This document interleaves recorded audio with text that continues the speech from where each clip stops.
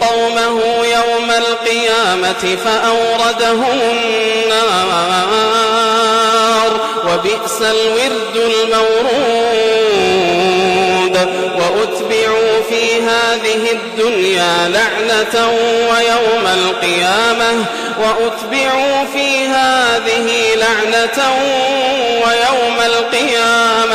بئس الرفد المرفود ذلك من أنباء القرى نقصه عليك منها قائم وحصيد وما ظلمناهم ولكن ظلموا أنفسهم فما أغنت عنهم آلهتهم التي يدعون من دون الله من شيء لما جاء أمر ربك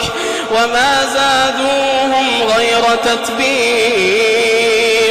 وكذلك أخذ ربك إذا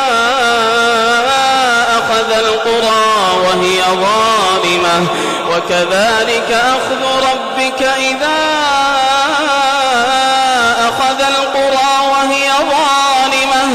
إن أخذه أليم شديد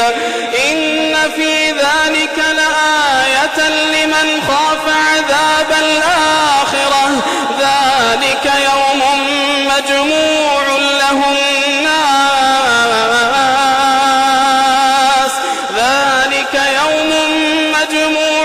له الناس وذلك يوم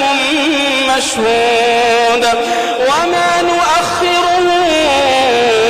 إلا لأجل معدود يوم يأتي لا تكلم نفس إلا بإذنه فمنهم شقي وسعيد فأما الذين شقوا ففي النار لهم فيها زفير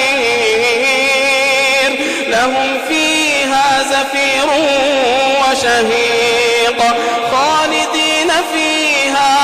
خالدين فيها ما دامت السماوات والأرض إلا ما شاء ربك إن ربك فعال لما يريد وأما الذين سعدوا ففي الجنة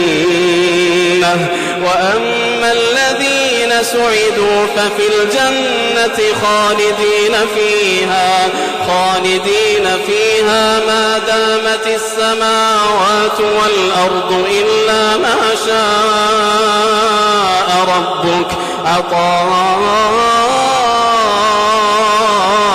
غير مجذوذ فلا تك في مرية مما يعبد هؤلاء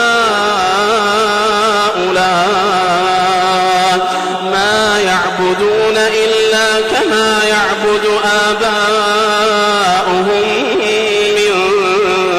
قبل وإنا لموفوهم